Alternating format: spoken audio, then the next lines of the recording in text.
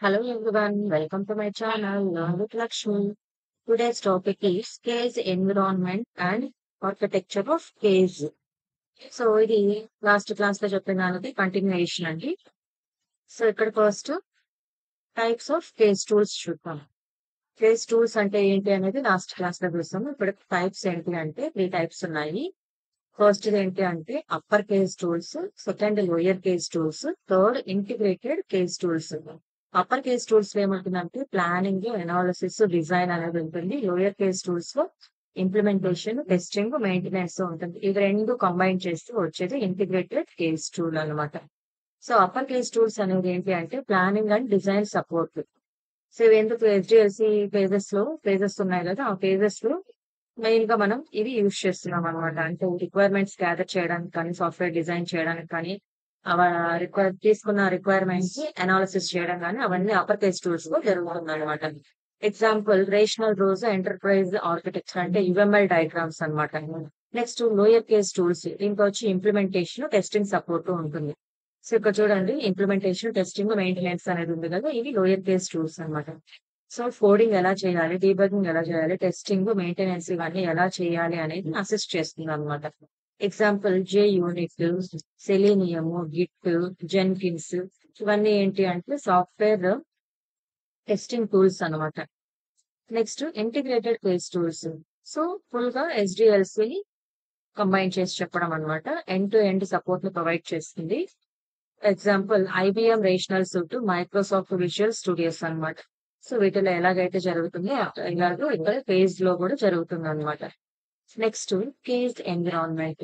So case environment తీసుకున్నాము అనుకుంటే first ఇక్కడ కేస్ రిపాజిటరీ ఉంటుంది. కేస్ రిపాజిటరీని 4 పార్టిషన్స్ లో చేసినప్పుడు సో ఇలా చాలా టూల్స్ అనేది మనం యూజ్ చేస్తూ ఉంటాము. First of all case environment అంటే ఏంటి చూద్దాం.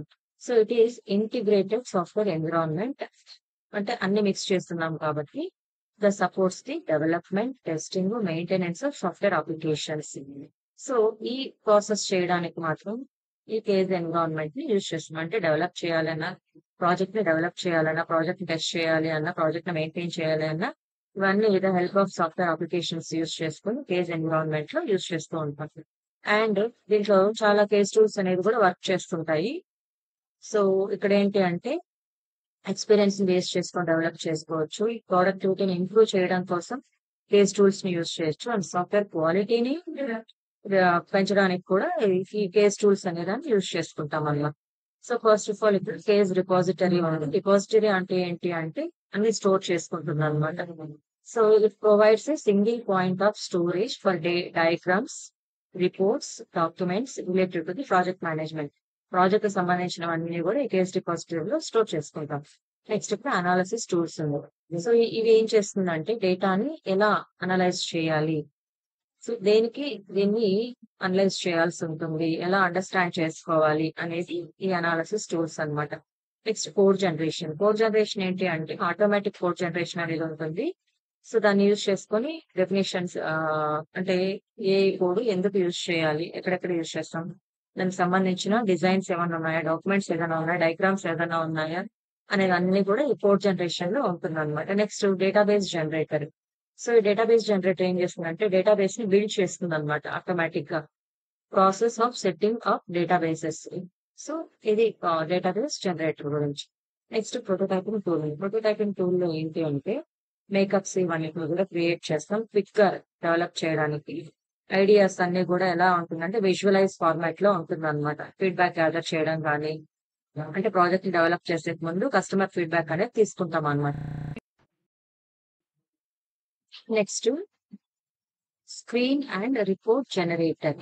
సో ఇదేంటి అంటే యూజర్ ఇంటర్ఫేసెస్ ని క్రియేట్ చేసి రిపోర్ట్స్ ని ఆటోమేటిక్ గా క్రియేట్ చేసుకుంటూ ఉంటుంది అనమాట. అంటే యూజర్ ఇంటర్ఫేసెస్ ని, రిపోర్ట్స్ ని ఆటోమేటిక్ గా క్రియేట్ చేసుకుంటూ ఉంటుంది ఈ టూల్. సో ప్రాసెస్ ఏదైనా ఉంటే దాన్ని స్పీడప్ చేసుకొని ఆ స్క్రీన్స్ ఏదైనా డిజైన్ స్క్రీన్స్ ఏదైనా ఉంటే దాన్ని స్పీడ్ గా ప్రాసెస్ చేస్తుంది. అండ్ జనరేటింగ్ డాక్యుమెంట్స్ చేస్తుంది అనమాట. అది screen and report generator. Next security end version control ఏంటి అంటే ఈ టూల్స్ ఏం చేస్తున్నాయంటే manage changes to code and protect sensitive data. So security అనేదాన్ని ప్రొవైడ్ చేస్తుంది and help track modifications and control access to the project. అంటే మనం చేసే ప్రాజెక్ట్ ఎంతవరకు వచ్చింది, దాని స్టేటస్ ఏంటి అని రిప్రజెంట్ చేయడానికి వర్షన్ కంట్రోల్ అనేదాన్ని ఇక్కడ యూజ్ చేస్తూ ఉంటాం అన్నమాట. Next error checking tool. ఈ ఎర్రర్ చెకింగ్ టూల్ అనేది యూజ్ చేసి ఎక్కడ ఏ ప్లేస్ లో ఎర్రర్స్ ఉన్నాయి, బగ్స్ ఉన్నాయి, దానివల్ల ఏదైనా ఇష్యూస్ ఉన్నాయా అనేది ముందుగానే అనాలిసిస్ చేసి అవన్నీ ఫైండ్ అవుట్ చేస్తాం అనమాట. సో అలా చేయడం వల్ల ఏమవుతుందంటే కోడ్ క్వాలిటీ అనేది ఇంప్రూవ్ అయ్యి డీబగ్గింగ్ టైం అనేది రెడ్యూస్ అవుతుంది అనమాట. Next document generator. ఈ డాక్యుమెంట్ జనరేటర్ అనేది ఏం చేస్తుందంటే వేరియస్ డాక్యుమెంట్స్ ని ఆటోమేటిక్ గా క్రియేట్ చేస్తూ ఉంటుంది. సో అలా చేయడం వల్ల ఏమవుతుందంటే టైం అనేది ప్రాజెక్ట్ మొత్తం ప్రాజెక్ట్ లో యూజ్ చేసే ప్రోగ్రామ్స్ రాయడానికి రైట్ చేయడానికి టైం అనేది సేవ్ అవుతుంది అనమాట. Next drawing tool. ఈ డ్రాయింగ్ టూల్ అనే దాన్ని యూజ్ చేసి డయాగ్రామ్స్ అనే దాన్ని డెవలప్ చేయొచ్చు అనమాట. Next design generator. ఈ డిజైన్ జనరేటర్ అనేది ఆటోమేటిక్ గా డిజైన్ ఎలిమెంట్స్ అనే దాన్ని తీసుకొని అంటే యూజర్ దగ్గర నుంచి ఇన్పుట్ తీసుకొని డిజైన్ అనేది చేస్తున్నాం అనమాట. Next case architecture.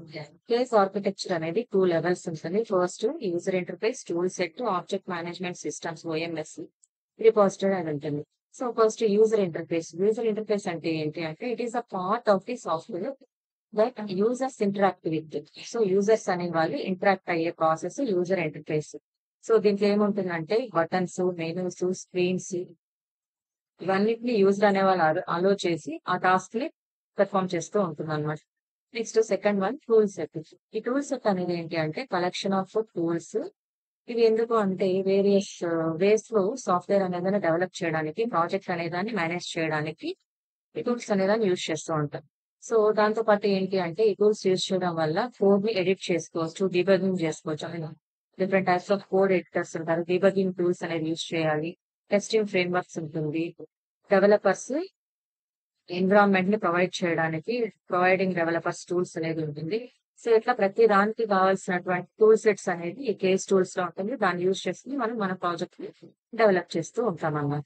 Next object management system. ఈ ఆబ్జెక్ట్ మేనేజ్మెంట్ సిస్టమ్ అనేది ఏంటంటే it is the mediator between the tool set, user interface and repository అన్నమాట. So, organizing data and functions in a structured way, they facilitate the creation, storage, retrieval, and manipulation of objects, and also making it easier to develop complex applications. Complex applications కూడా ఈజీగా develop చేయడానికి ఈ OMS అనేదాన్ని మనం use చేస్తూ ఉంటాం. Next repository. ముందుగా మనం చూసినట్టే ఇది దీంట్లో అన్ని టైప్ ఆఫ్ డేటా అనేది స్టోర్ అయి ఉంటుంది. మనకు కావాల్సినప్పుడు లైక్ డేటాబేస్ లాగా మనం దాన్ని తీసుకోవచ్చు అనమాట. So it is a centralized storage location for project files, documents, and code. So దీన్ని యూజ్ చేసి ఏం చేస్తామంటే it allows teams to collaborate by providing version control, ensuring that environment has access to the latest updates and can track changes over time. So central repository అంటే project సంబంధించిన అంత data ఉంటుంది అనమాట. So this is about case architecture and case environment. Thank you.